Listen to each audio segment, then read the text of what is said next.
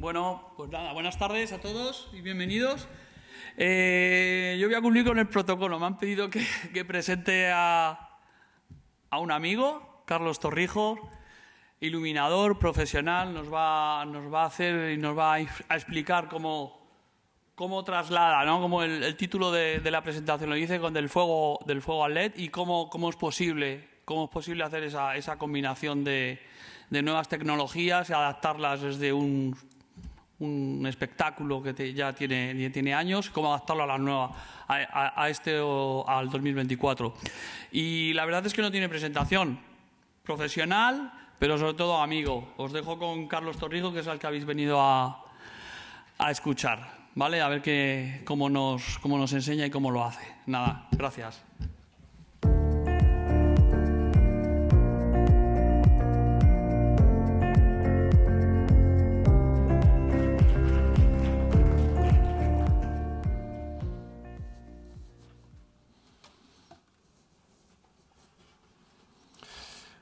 Buenas tardes a todas y a todos.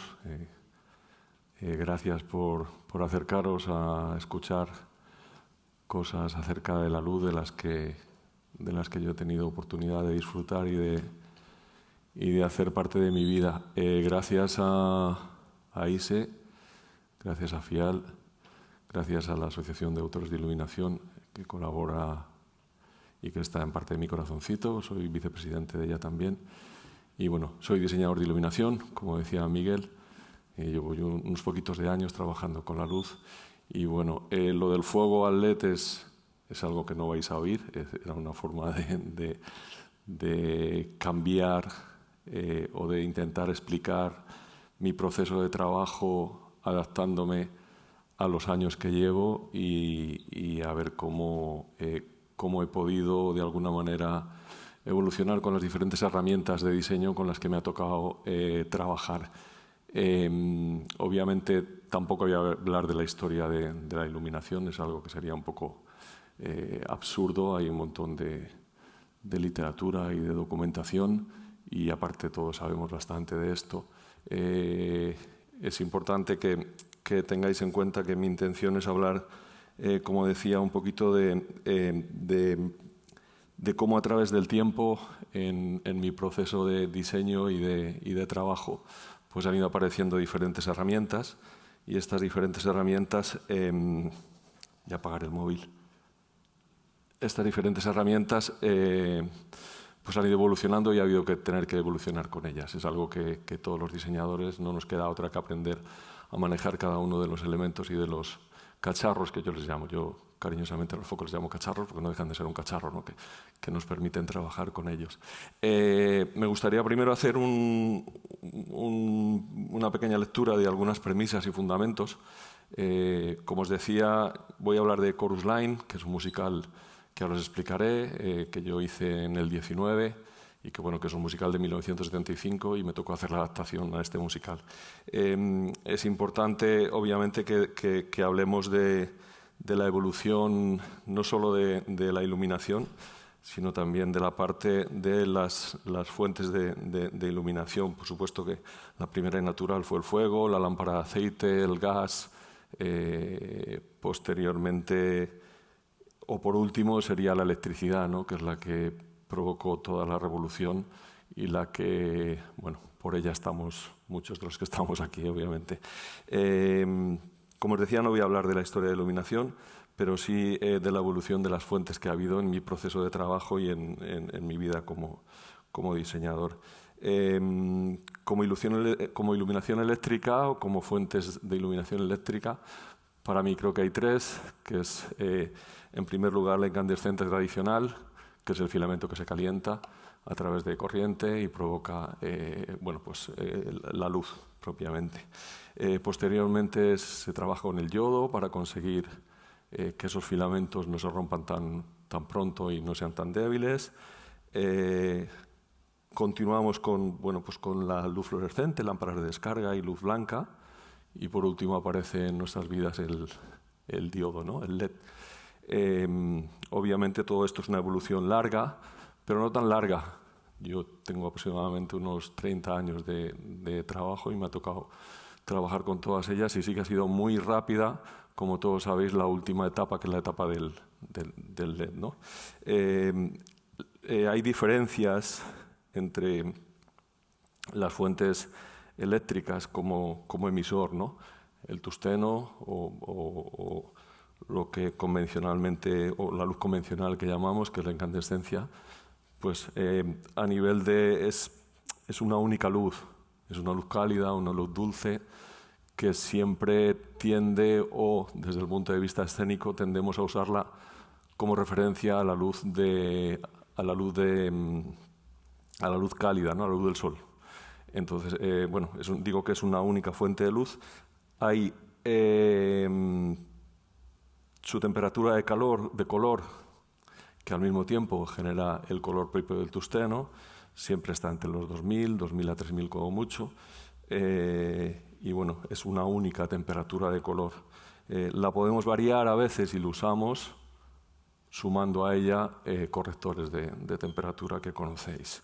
La lámpara de descarga es una luz mucho más dura, mucho más fría, que para el iluminador siempre ha representado un trabajo más. Digamos que toda la evolución en los diferentes elementos, en los diferentes tipos de luminaria o en las diferentes fuentes suponen un esfuerzo más para el trabajo nuestro, porque nos obligan de alguna manera a volver a empezar y a conocer estas fuentes para trabajarlas. La de descarga es una luz única también, es una luz que para nosotros es luz fría, obviamente, pero para llevarla al punto del tungsteno, al punto de los cálidos que usamos en el frontal o que usamos para escenas que tienen que ver con el recogimiento o con ambientes mucho más interesantes o agradables en el punto de vista de una función de teatro, pues obviamente usamos los correctores de color, los correctores de temperatura de color, que siempre han sido muy complicados.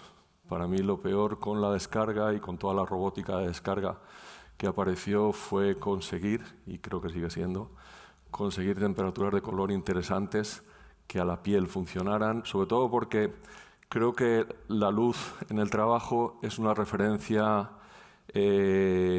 visual que tenemos y que aprendemos y mantenemos durante todo el proceso de trabajo. Quiero decir, yo sé la luz que provoca un par 64, la luz que provoca una lámpara halógena, la tengo muy referenciada en mí y cuando intento buscarla, obviamente es complicado porque es una fuente única. No solo el par 64, sino una lámpara de descarga también, ¿no? Entonces, con la lámpara de descarga siempre costó más llegar a un entendimiento posible en cuanto a las referencias que teníamos de la luz cálida, de la luz del sol, incluso la colorimetría, ¿no? Sí que es verdad que la descarga, igual que el LED, en tonos más densos, en tonos más saturados, puede aproximarse más a lo que uno busca, pero en temperaturas de color bajas no es así. Por último, la fuente eléctrica que nos acompaña desde hace unos años es una fuente predefinida en temperatura de color, que es el LED. Como todos sabéis, el diodo, al provocarle la corriente eléctrica, tiene ya un color y es el color que nos enseña. Hay una cosa importante y es que las fuentes primeras o más originales, o las que primero empezamos a usar, como el tungsteno o como una lámpara regulada, tú la encendías y ya tenías una luz, pero tenías un único color o temperatura de color, que son dos cosas diferentes, ¿no? Con el LED, cuando tú ya lo enciendes, ya viene predeterminado el color. Como sabéis, para conseguir el color en el LED, lo que se usa es el propio diodo en blanco o en ámbar o en RGB. Bueno, ahora existen la suma de colores que han salido muy interesantes para cubrir el rango de todos los cálidos, todos los rojos, que, como sabéis, en el espectro de color del LED pues no existen directamente. Entonces hay marcas que se han encargado de buscar esos colores y sumarlos para poder apoyar y poder ganar en cuanto a colorimetría. Hablaros también como premisa o como fundamento de las diferentes formas de sumar el color que hemos ido ganando o que hemos ido aprendiendo y que tenemos. Hace años la única forma de conseguir color en una lámpara convencional era ponerlo delante y teníamos un único color, el que decidíamos. Cuando arrancábamos un show y trabajamos con frontal, pues obviamente correctores de color, si queríamos hacer alguna noche y tocar un poquito de caras y que se vieran, pues 200, pero vamos, básico, 201, blanco con el tusteno que a baja intensidad da una calidad bonita. Con la descarga o con la robótica de descarga, que la usamos mucho en frontal también, la forma de trabajar el color es diferente porque es una fuente a la que sumamos dicroicos, RGB o CMI, corrector de color para conseguir una temperatura, o directamente ruedas de calor, ¿no? Hay una forma también antes de que aparezcan los dicroicos o las ruedas de color que conocéis, que son los scrollers, bueno, que de alguna manera es poner delante de la misma fuente luminosa que teníamos de convencional hasta 24 colores, que creo que es lo máximo que cargaba. Creo que es un Colorant que cargaba 24. Obviamente la riqueza se multiplica por mucho, porque de tener un solo color pasamos a tener hasta 24 y los podíamos cargar. Cuando aparece la descarga y todo el sistema de color de CMI, pues el espectro de color se hace muchísimo más grande y nos permite, como diseñadores, tener una herramienta mucho más potente. Esto con el LED se multiplica por mucho. Se habla de que la colorimetría con el LED puede ser infinita. También es, como os decía antes, un problema añadido o un problema sumado a la forma de trabajar. Porque cuando tú tienes un foco en el frontal y lo que quieres es filtrarlo porque lo vas a usar de una manera solo, pues tan sencillo como poner un color. Si ahora tienes un foco que te da posibilidades de tener diferentes tonalidades de un color como el que has puesto, puede ser un 205, un 204, un 103, colores cálidos, desde el momento que aparece el LED, tú buscas tu referencia, porque siempre buscamos. Yo siempre digo que las nuevas generaciones no van a tener este problema porque no van a tener la numerología que a nosotros nos pesa tanto en la mochila. ¿Vale? Ellos no van a tener ese problema. Ellos no van a buscar un 205, ni un 204, ni un 134, ni ningún color. Van a querer un cálido, se van a ir al color picker de la mesa, lo van a buscar y ahí van a retocar y generar paletas de color interesantes para ellos, sin más. Nosotros, como tenemos tanta referencia, pues creo que eso no es... Para mí creo que no es positivo, porque seguimos buscando lo que ya sabemos que nos funciona y a veces perdemos tiempo sin llegar a un punto. Bueno, estos son unos fundamentos que quería hablar muy básicos de las fuentes luminosas y del color. Y bueno, ahí tenéis las posibilidades de color. Y ahora os quería hablar de Chorus Line, que bueno, que es un musical que se estrenó en 1975 en Broadway. Arrancó en Broadway, después hasta en West End. Y bueno, pues en el 19 Antonio Banderas decidió estrenar el Teatro del Soho con este musical. ¿Vale? Bueno, os voy a hablar básicamente de cómo se desarrolló la adaptación del musical de Chorus Line desde el diseño de Taron Maser, que es la diseñadora original, al diseño que yo puse en marcha en el Teatro del Soho. Os hablo un poquito de los esquemas sobre los que se trabaja habitualmente en producciones. Yo vengo del mundo del musical, me ha tocado hacer algunos poquitos de ellos y bueno, básicamente siempre hay una llamada de teléfono que suele venir por producción, Quizás antes dirección se ha puesto en contacto con producción, le ha dicho que me gustaría trabajar con este o con el otro, y ahí arranca todo. Hay una propuesta de dirección y hay unos condicionantes de ese diseño, hablando concretamente de Chorus Line. Después hay un planteamiento de diseño.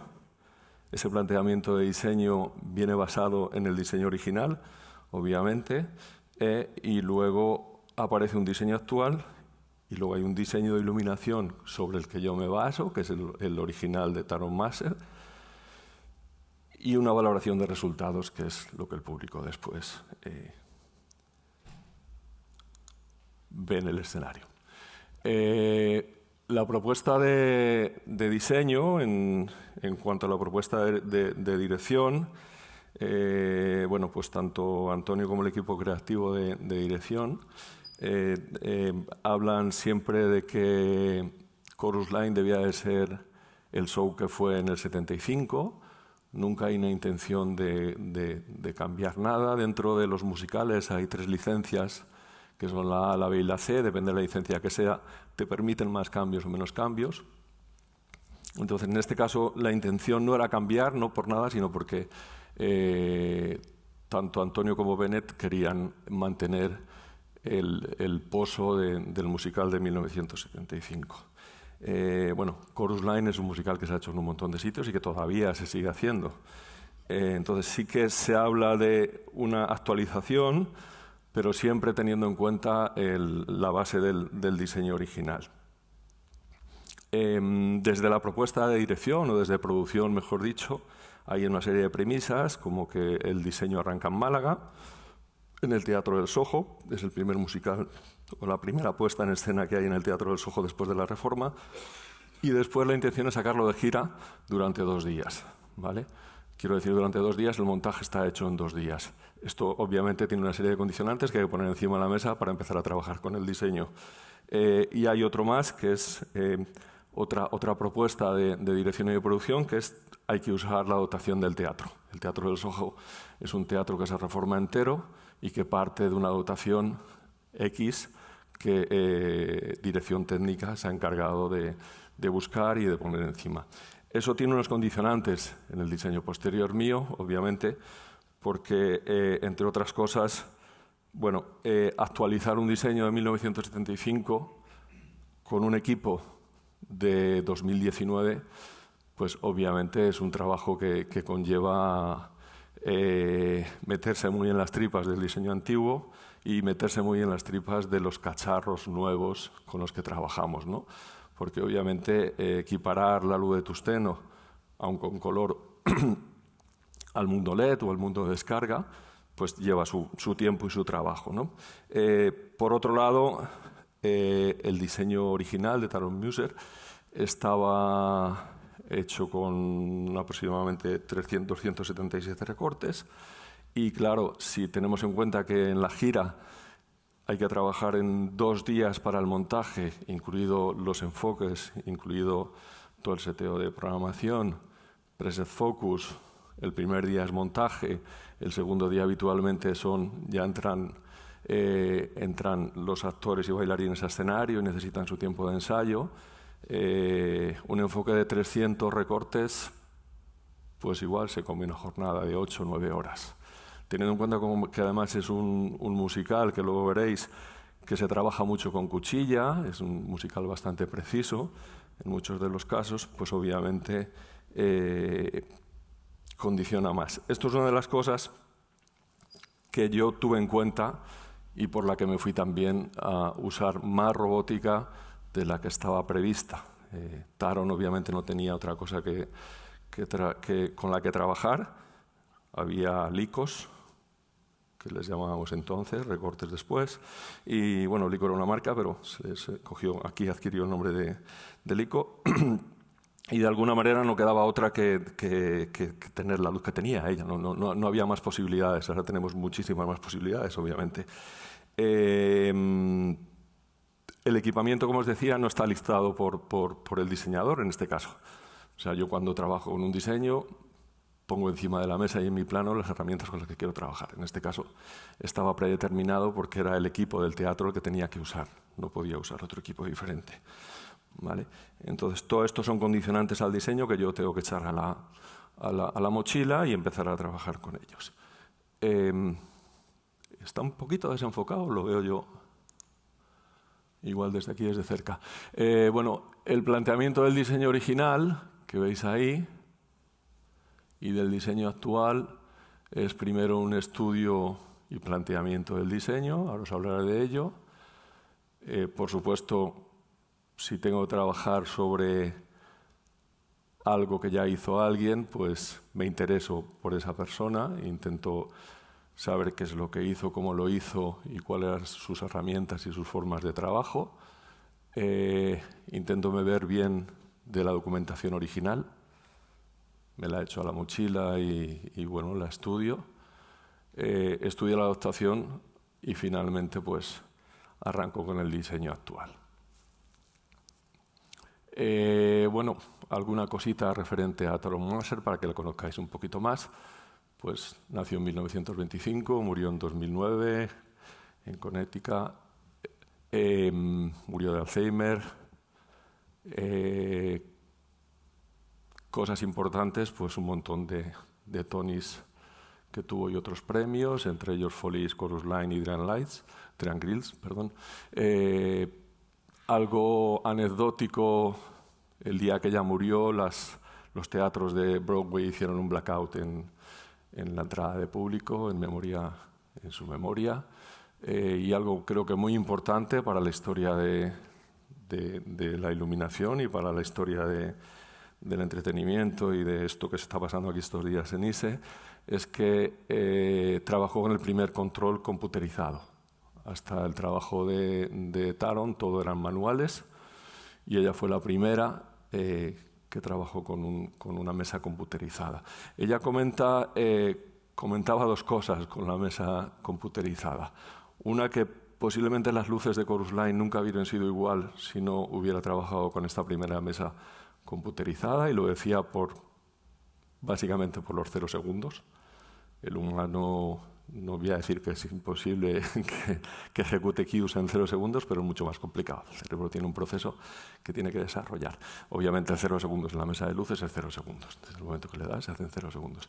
Entonces ella en su cue list había unos cuantos ceros, con lo cual dice que la luz no hubiera sido igual en cuanto a efectos. Y por otro lado decía que era una pena que las mesas computerizadas iban a quitar un puesto de trabajo en el entretenimiento, porque antiguamente, como bien sabéis, se trabajaba muchas mesas manuales con 2 personas. Se trabajaban 2 personas por aquello de... Bueno, yo he llegado a trabajar con 2 mesas. Bella y Bestia, la primera Bella y Bestia que vino a Madrid, el primer musical. Lo que pasa es que era diferente, una mesa trabaja convencional y la otra trabajaba robótica. Pero en este caso era por convencional solo. Bueno, creo que es una diseñadora de las primeras mujeres que trabajó, que tiene unos grandes premios y bueno, con trabajos realmente brillantes. Yo no la conocía, me fascinó el trabajo que hace en Chorus porque bueno, a nivel de luz es una cosa muy, muy interesante.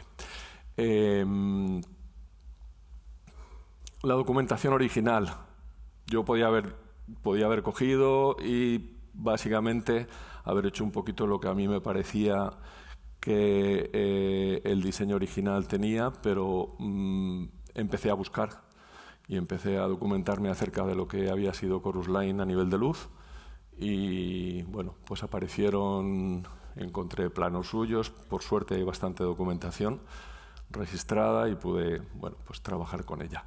Me ayudó mucho los planos también y bueno, la amistad y el tener cerca a Ken Billington. Ken Billington es otro gran diseñador de musicales de Broadway, Chicago, unos cuantos musicales. Ken Billington está muy unido también a los controles de luz de ETC, fue el que generó toda la forma de trabajo de yo te digo, tú escribes y te digo cómo lo escribes, que es importante en el lenguaje con el programador. y apareció en las primeras mesas de aquella época. Bueno, Ken Billington hizo la segunda estación de Chorus Line en cuanto a diseñador de iluminación. Él trabajó después de Taron, digamos que era el encargado de poner en pie los shows que salían de Chicago. ¿Vale? Ken Billington, ahora veréis su plano, no vino a Málaga. Yo lo conozco porque anteriormente habíamos coincidido en Chicago en 2 producciones que se hicieron en Madrid. Yo hice la producción eléctrica y era su diseño. Ha vuelto ahora precisamente a Madrid, que está Chicago de nuevo. Y bueno, pues él a mí me pasó mucha documentación y mucha información, con lo cual también me ayudó de alguna manera. Hay hojas de Magic Sig de Taron, que también me sirvieron. Y luego hay 2 conceptos muy importantes que creo que son súper interesantes en Chorus Line, que son la línea y Mondrian, ¿vale? Os voy a hablar un poquito ahora de ellos. Este es el plano original. Está claro por cómo está, ¿no? El tiempo que tiene. Está casi hecho con plumilla o con aquellas matrices que usábamos antiguamente, que seguro que alguno que yo veo por aquí todavía la sigue guardando. Y bueno, como veis, el 95% son recortes. Es todo luz convencional. Bueno, es lo que había. Es lo que había en la época. He de deciros que está basado bastante en el color, o sea, no es luz blanca, lo que llamamos blanca sin color de tungsteno, sino que tiene bastante color. Bueno, veréis que en las 3 reproducciones de este show en cuanto a luz, el plano va a ser muy parecido, sobre todo en cuanto a posiciones, lo vais a reconocer fácilmente. Todos, es por una cosa, es porque Chorus Line es un show milimétrico, o sea, no es muy sencillo, es una caja escénica totalmente abierta, con unos peristois al fondo, que son unos triángulos que tienen 3 caras, cada cara una es negra tras un espejo y otra es un decorado, que es el decorado del finale, del número final. Lo demás son patas, calles de luz, y luego unos espejos que bajan en un número concreto, que hacen un semicírculo. Todo lo demás. Los bailarines tienen todo perfectamente medido y no les podemos dar ni quitar ni un solo centímetro. Si no, se chocarían y habría problemas. Entonces, esto es un proceso que después con Bayor Lee, que es la coreógrafa que se ha quedado como residente, como directora residente, que se sabe Chorus Line de pe a pa, pues tuvimos que tener muy en cuenta con Frank, con el jefe técnico y con todo el desarrollo del montaje. Bueno, es un plano de luces. Algo diferente, bueno, pues los side derecha e izquierda de público, que son muy americanos y que están en todos los teatros de Broadway. Por desgracia, en este país y en los europeos no los tenemos. Son estas partes de derecha e izquierda, que hay unas grandes parrillas siempre, a esa altura. La luz no viene de allí solamente, como estamos acostumbrados casi siempre, aunque también tenemos baja y alguna calle aquí, pero ellos petan esa parte para cruzar la luz y generar algo más interesante que el frontal, ¿vale? O a mí me lo parece, por lo menos. Candilejas abajo, que los vais a ver que aparecen también, y bueno, posiciones diferentes LX para trabajar en la línea y en el resto del escenario. Este es el plano de Ken Billington, ¿vale? Como veis, es muy parecido. Aparece ya algún móvil, algún wash y algún móvil zoom, pero la gran mayoría son todos recortes también. Y si lo compararéis con el plano de Ken, las posiciones son las mismas, la diferencia entre posiciones también es muy parecida.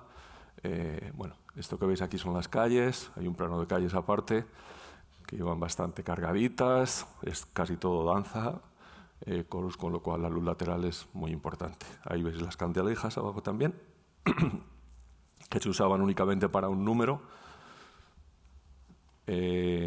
que es un número que hace la principal, que giran unos espejos y la intención es que se vea la luz de la candileja reflejada en el espejo como si le diéramos la vuelta al público. Más documentación de Taron. Bueno, pues esto es muy útil para mí porque me dice qué tipo de luminaria estaba usando en cada una de las posiciones. Bueno, es algo valioso simplemente por el tiempo que tiene, ¿no? Yo creo. Yo cuando lo encontré me dio mucha alegría, la verdad. Habla de quién trabajó con ella, bueno, habla de una serie de cosas.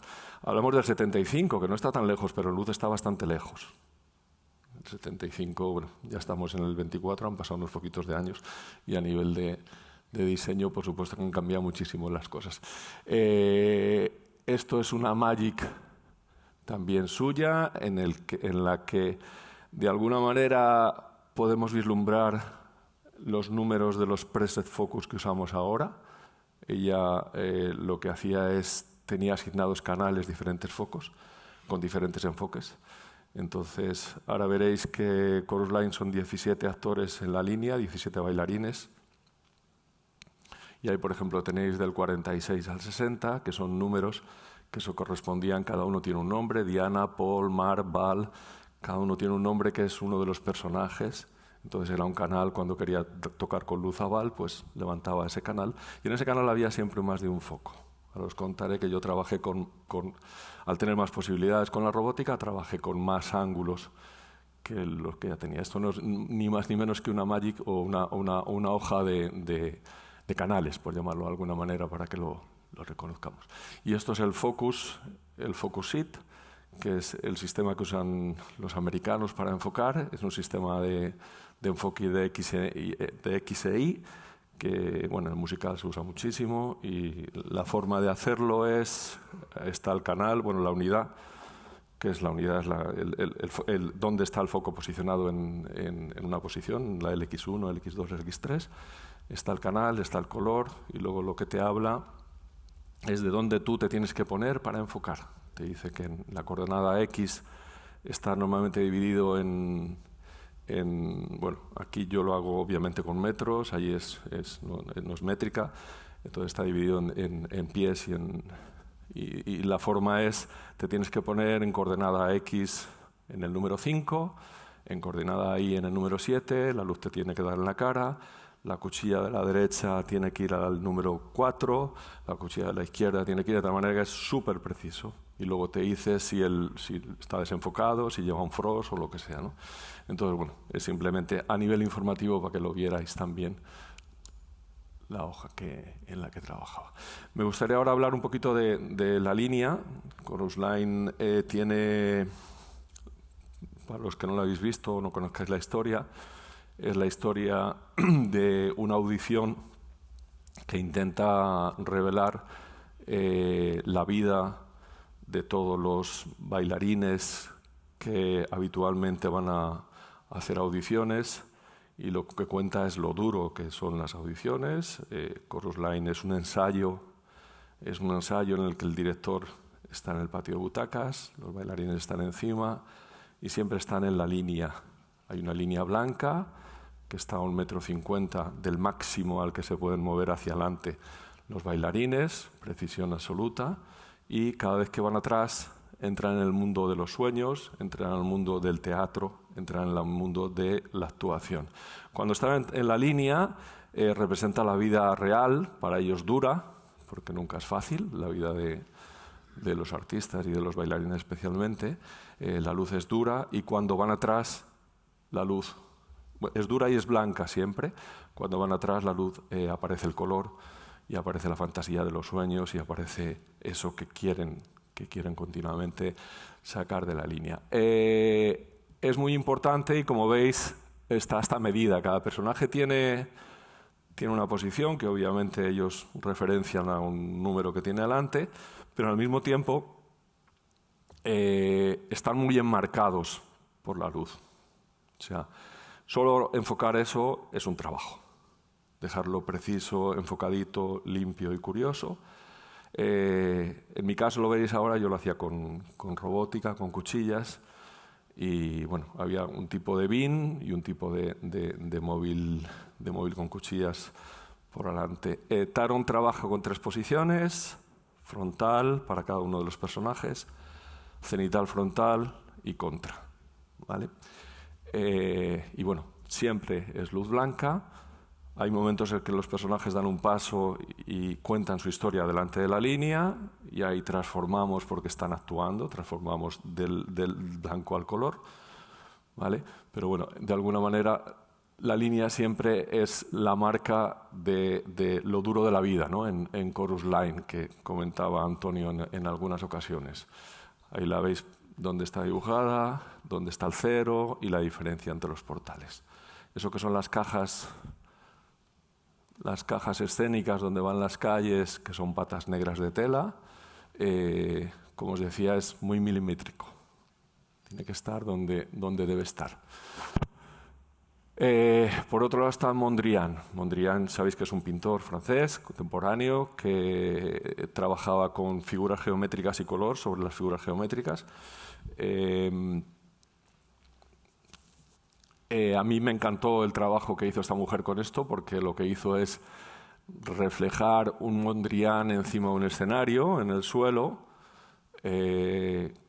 a una escala de escenario y con una paleta hecha con filtros de color sobre tusteno, buscando los colores que Mondrian en su momento había reflejado. Es algo, bueno, siempre decimos que en teatro es importante la línea argumental, es importante no trabajar simplemente por lo visual, sino que las cosas tengan una historia y dejen al público entrar en ella y pertenecer a ella también. Veis que hay un número abajo, que es el canal, y ves que hay un número en medio, que es el color. Allí americanos trabajan, nosotros somos más de rosco aquí, ya sabéis, o éramos, cada vez quedan menos. Pero allí usan mucho GAN, por eso los 800 por ahí, esas cosas que son más de GAN. Allí veis también los canales y los colores.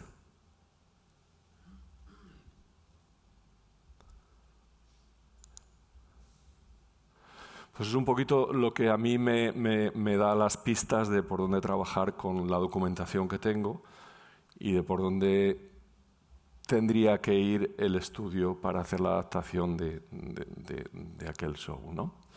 Aquí tenéis la línea. Este es el elenco de Chorus Line España. Es el que se estrenó en Málaga, ¿vale? La veis que está pintada en el suelo. Es una línea blanca de cinta, sin más, y sobre la que pasan gran parte del tiempo los personajes. Dejarme un segundito. Vale. Taron había trabajado básicamente, como os decía, con frontal, cenital, frontal y contra. Bueno, en mis posiciones, que son esas 3 las que usaba para la línea, aparte de muchas más cosas. Obviamente, la robótica y el color en el LED y en la robótica te permite trabajar con muchas más posibilidades, es lo que hablábamos antes en las premisas con las que empezaba la charla, ¿no? Te permite tener posibilidad de variar, si quieres hacerlo. Si hay un color que ves que no está empastando, que no acaba de gustarte por temperatura de color, por cara, por vestuario, bueno, pues obviamente tocamos un poquito la rueda del CMI o la rueda del CTO y conseguimos algo que nos pueda gustar más. Ella trabajó con recortes, tenía recortes que habéis visto antes que están perfectamente marcados en el suelo y que venían de atrás, de contra. Yo decidí, desde el principio pensé que debía ser una luz dura y blanca y potente, y monté una línea de esbóbodas que veis ahí. Yo la contra la trabajé con esbóbodas, generé una línea enterita que les daba y que a mí particularmente me ayudaba mucho a marcar lo que era la línea en momentos más dramáticos.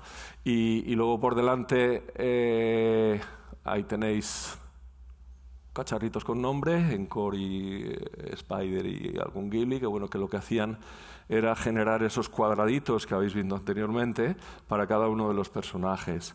La Magic aquella que veis allí, que es la mía, es el nombre de los personajes. Los canales, que eran los canales originales de Taron, que yo los seguí usando, y los números de preset, ¿vale?, que es lo que veis abajo, ¿vale? De tal forma que Magidon tenían el 20, pero yo podría trabajar con ellos individualmente o sumados. ¿Qué me permite esto en relación a el trabajar con lámparas que no son lámparas convencionales o más antiguas? Pues un poquito que yo puedo coger este ángulo de enfoque, pero al tener un móvil aquí también puedo coger este ángulo de enfoque y también puedo coger este ángulo de enfoque. Y también puedo trabajar con una cuchilla más dura que corte una parte del cuerpo o no. Cuando trabajamos con convencional solo tenemos un punto de enfoque, el que hemos enfocado después de mandar a alguien arriba y hacerlo, ¿no? De alguna manera es interesante. En cuanto al color os decía, pues lo mismo, ¿no? Si trabajas con convencional, el color es el que pones delante. Si trabajas con descarga, es el que generas con el CMI. Si trabajas con LED, se multiplica por muchísimo, ¿no? Entonces, bueno, eso fue la forma que yo pensé de trabajar con la línea y, bueno, pues salieron cosas que eran interesantes y, sobre todo, creo que enriquecían más, porque si ella hubiera tenido la posibilidad de tener estas herramientas que ahora tenemos, seguramente que había hecho otro show diferente, obviamente. Y esta es la otra base importante de Chorus Line, de línea argumental, que es el Mondrian que os decía. Bueno, pues hacer aquel tapiz en el suelo con cuchillas es un curro. Está hecho con metro. O sea, cada uno de esos cuadrados o rectángulos están medidos milimétricamente y bueno, nosotros los hicimos con robótica, con móviles, que los tenéis aquí, todos los presets de color que había y de posición, y yo me encargaba de coger el metro, hacer 2 coordenadas. Edu, que era el programador, estaba encima del escenario y cuchillita, cuchillita, cuchillita, y que no se muevan, porque hay veces que los móviles no respetan las cuchillas. Entonces, bueno, pues es un trabajo, bueno, que cuando tú enciendes eso, pues realmente merece la pena. ¿Qué hicimos para la gira? Porque claro, esto suponía de Preset Focus, suponía todo un esfuerzo en cuanto a qué iba a pasar cuando los eléctricos que se lo llevaban de gira y tenían que trabajar y hacer todos esos cuadraditos con los Preset Focus, tenían que sacar el metro, poner el metro, hacerlo. Lo que hicimos fue sencillamente coger una moqueta, marcarla, lo que es todo el perímetro de cada uno de ellos, se extendía en el escenario y directamente con las cuchillas pues se hacían los Preset Focus y ahí se quedaban. Los colores están referenciados. Ahora os enseñaré la forma de trabajar de color que hicimos para adaptarnos a los colores que usó la diseñadora original, pero son Preset Focus hechos sobre la base de color original también. Y bueno, aquí veis que está referenciado el color también, Rosco 57, Li 019. Entonces, bueno, es una figura o un cuadro, es un lienzo que se usa de diferentes maneras en el show. No siempre aparece entero, hay veces que aparece la parte de adelante, hay veces que aparece una parte solo, derecha, izquierda, por grupos. Tiene todo un trabajo de... ¿Qué hicimos para llegar a tener la misma referencia de color que había usado Taron? Bueno, pues primero saber los colores que había usado, que existían, estaban documentados, ¿no? Los tenéis ahí. Toda esa paleta de color es su paleta de color, toda la que tenéis ahí. Lo que pasa es que ella usaba en un foco 1. Ni siquiera existían los scrollers todavía. Usaba un color. Si quería hacer un enfoque, tenía la posibilidad de un único color.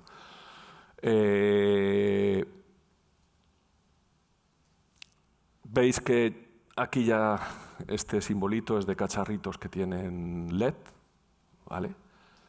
Concretamente estos son Solfor, no son Luster 2 de TC, y bueno, pues la intención fue generar una paleta de color con la no convencional llevada a LED, que en este caso el teatro lo que tenía era este tipo de luminarias. Y bueno, pues empezamos a hacer las paletas de color, ¿no? ¿Cómo las hicimos? Bueno, pues ahí tenéis a Edu en un plato que hicimos todo el pre, pedimos un ciclo blanco atrás, cogimos un scroller, juntamos todos los colores de Taron, los pusimos delante de un recorte de convencional, los tiramos sobre la tela blanca y empezamos a epatar en color, o a intentar epatar, porque no es tan fácil, a intentar epatar los colores que ella había elegido y que yo quería reproducir. Aparte de que luego usamos más colores, pero yo la base quería tener la misma base de color. Entonces, bueno, es un trabajo arduo. Los que trabajáis en luz lo sabéis, el conseguir mezclar un color, y además en el color en el LED intervienen dos cosas, que no solo es el color. Delante de una fuente luminosa de tungsteno pones un filtro y ya está. Pero aquí sumas intensidad también. Y entonces aparecen otras cosas. El otro día hablaba con un compañero que me decía, y cuando tú pones un par a 60, ¿te da la misma temperatura de color?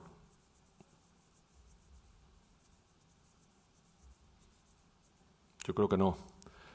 Claro, si en la grabación está a 60, búscate la forma de conseguir esa tonalidad con LED, ¿no? Cómo mezclarla.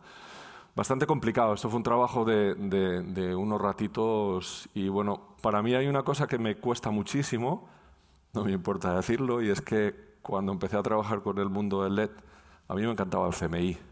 Me encantaba el CMI porque siempre sumaba. Yo si quería hacer un color cálido, sabía que tenía que mezclar el magenta y el amarillo, ¿no? El yellow y el M, directamente, el I y el M. Y depende de la proporción que si me quería ir más a los rosas, a los rosas o a los rojos, si me quería quedar más en los ámbar o en los cálidos. ¿Qué pasa con los LED? Es imposible. Es imposible, o sea, es suma de intensidad, suma de color. Además, nos fuimos al RGB todos. Igual Eduard, que es muy ducho en el mundo del LED, nos puede explicar si alguna vez el CMI aparecerá en el mundo del LED. Pero es RGB y luego le sumamos el white, le sumamos el ámbar, le sumamos posibilidades de lima que aparece, del rojo para irnos a los cálidos, del blue saturado. Pero bueno, realmente os digo que fue arduo porque, bueno, pues con Edu es, vale, ¿esto qué es? Un 132, vale, venga, 132, pongamos el color de gelatina y empezamos a igualar y ahora aparece la saturación. En el LED hay una cosa que es la rueda del saturado, que muchas veces no sabe. Yo particularmente no sé todavía qué está haciendo, no lo sé físicamente qué hace esa rueda, porque además se genera a través de macros, creo, que los fabricantes han hecho para llegar. No es algo físico, creo, ¿no? Entonces, bueno, pues resulta que no conseguías color, no consigues el color, trabajo muy arduo, ponle un poquito de rueda de saturación y aparece el color. Obviamente, ¿qué es lo que pasa? Es lo que os decía al principio. Nosotros tenemos demasiadas referencias en nuestra mochila de toda la vivencia que nos ha dado nuestra historia de trabajo con la luz.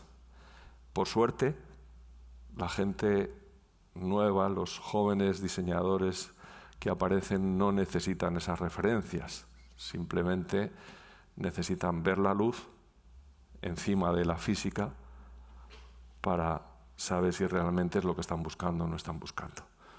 Posiblemente yo esto obviamente no lo hago en mis diseños. En mis diseños tengo mis paletas de color, ya sé dónde van, sé que hay veces que sale vestuario y tengo que subir más temperatura de color hacia frío, que las caras se me quedan cortas, sepa dónde tengo que ir. Lo sabía muy bien con el CMI, con el RGB, pues bueno, me voy apañando, pero cuesta siempre más. Bueno, esto, como os digo, es un trabajo largo y arduo, pero bueno, no deja de ser interesante y bonito porque al final consigues lo que quieres, ¿no? Era mucho más sencillo poner el color delante, ¿vale? El color que quiero lo pongo delante.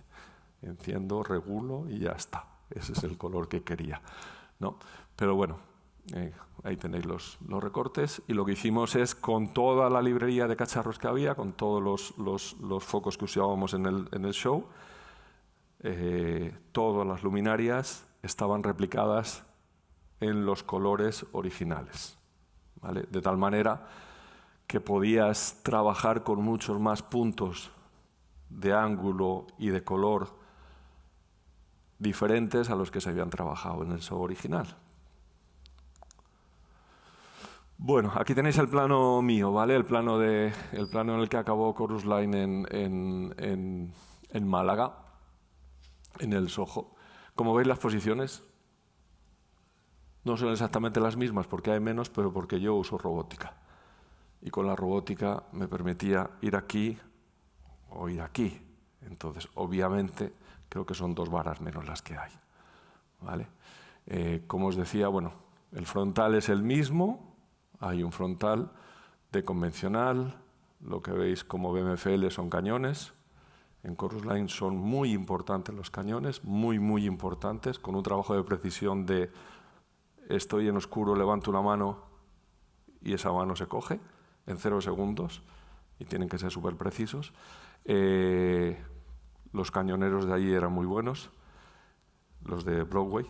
Los del Soho también son muy buenos, pero por suerte usamos una tecnología nueva también, que es una tecnología que se está implementando ya en muchas marcas. Esta concretamente era RoboSpot, y bueno, pues al final lo que tienes es preset focus hechos con móviles, ¿no? Entonces, bueno, pues como los bailarines en este caso sí que son fieles y respetan su posición exacta, pues simplemente era levantar el preset que el mismo cañonero lo hacía, levantaba el preset y el foco aparecía ahí, clavadito. Cuando tienes que trabajar una cara, simplemente, pues tienes que ser muy fino. Y no funciona si no aparece porque lo demás está oscuro. Se trabaja mucho sobre eso, ¿no? Entonces, bueno, continuando con el frontal, bueno, pues tenéis ahí otro tipo de luminaria que se usaba también para generar frontales. En este caso eran Ghiblis de Ayrton. Bueno, tenéis algún cacharro también de Beam, que yo los uso mucho en el frontal para apoyar cuando me quedo cortito o para marcar tonos que particularmente me parece interesante para la luz, que es sumar luz blanca y darle un puntito o hacia rosa o hacia rojo muchas veces, o azulado si queréis más frío.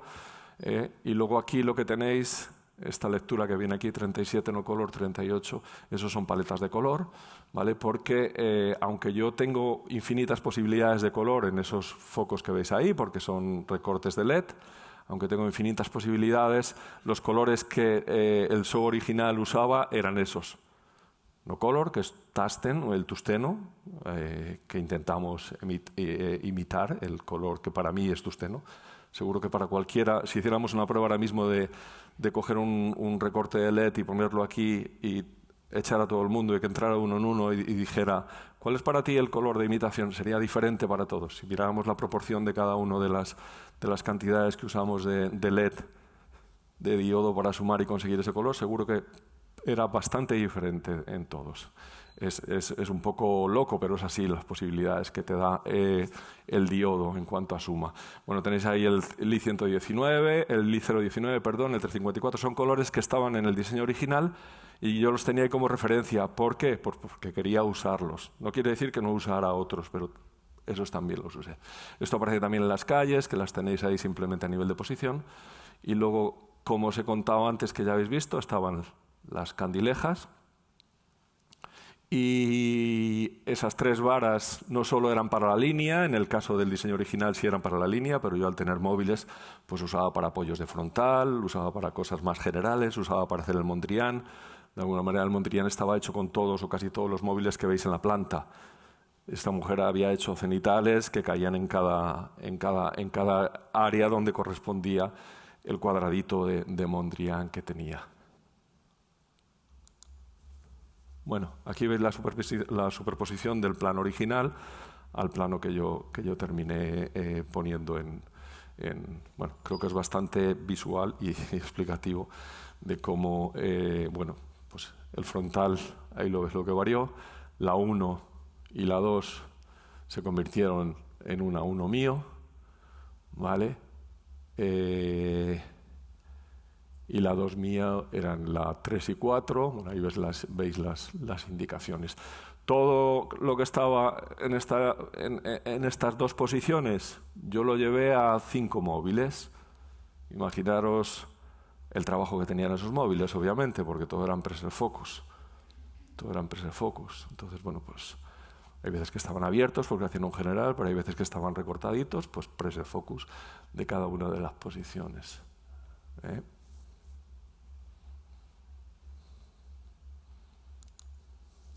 Este es el plano de calles, que bueno, aquí veis que sí que está usado scroller, estos cacharritos que veis aquí que tienen el TOHAT y el scroller, y luego lo demás son LED.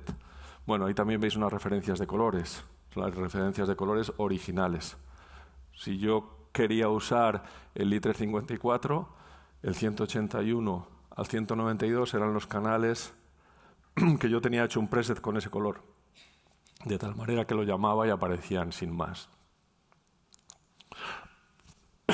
Perdón. Ahí tenéis una calle en comparación. Pues como veis, allí hay 2, 4, 6, 8, 10, 12, 14 recortes y aquí estamos en 4, 6 y 8. Vale, bueno, pues menos enfoque. Las calles seguían siendo recortes igual que se usaron en el original porque por ahí quizás hemos evolucionado poquito o nos gusta poquito trabajar de otra manera, ¿no? Bueno, pues eso es un poquito todo. Os hablaba de que al final hay una valoración del trabajo, ¿no? Y bueno, aquí veis, Chorus funcionó muy bien. La verdad es que es un trabajo muy gratificante a nivel de luz y a nivel de equipo creativo. Y bueno, pues dijeron unas cuantas cosas bonitas de la luz que siempre está bien cuando uno trabaja. Y trabaja y trabaja. Os enseño ahora algunas imágenes del show. Esto es el finale, que es el número musical por excelencia de Chorus Line. Aquí no estaba Antonio, esto es la gira, porque está Pablo Puyol, que está en el centro.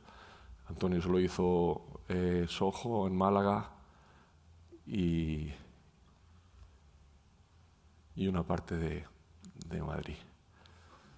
Esta es la línea del musical de Broadway,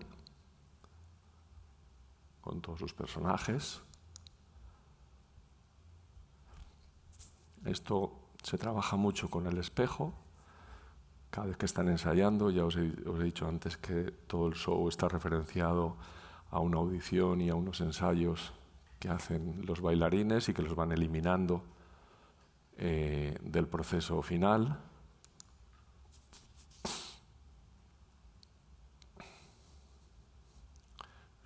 Luz bastante trabajada de lateral, con color, si os fijáis en el suelo.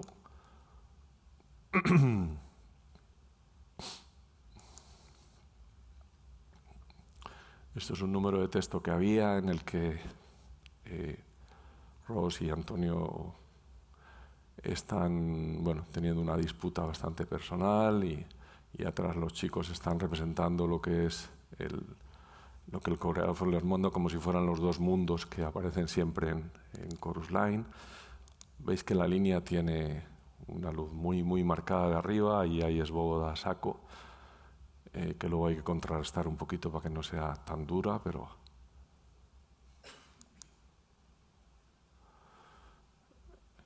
esto es una parte del baile de Jean que trabaja bastante con un azul que fue muy usado por muchos diseñadores, un azul verdoso, y también con rojos. Esto es un momento del final. Aquí tenéis una parte del Mondrian, que como os decía, no siempre trabaja entero. Esto es un momento también de Ross, de la línea. Como veis, siempre cuando está en la línea, como os decía, es luz dura blanca, y cuando están actuando, pues de alguna manera cambia el color y aparece el mundo de los sueños de cada uno de ellos y lo que es el show más puro y duro. Este es otro momento de los anteriores, más un primer plano. Aunque ellos los veis cálidos, en realidad yo creo que es la foto, porque esta luz era bastante durita y bastante blanca subida de adelante. Sin embargo, todo lo que está detrás, que es parte de la reflexión del espejo y parte de los bailarines, es el mundo de color, de nuevo. Esto es el finale. Vale, esto ya es el final, cuando está en la línea antes del saludo final. Era una luz extremadamente saturada porque, bueno, así lo pedía, y este es un momento también del final, es un posado, es una foto de posado. Ahí ves la línea en el pie de Antonio.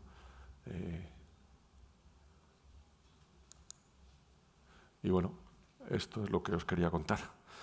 Así que no sé si queréis preguntar alguna cosita, si queréis que hablemos de algo. Muchas gracias por venir, y gracias por... Espero que os haya entretenido y que os haya interesado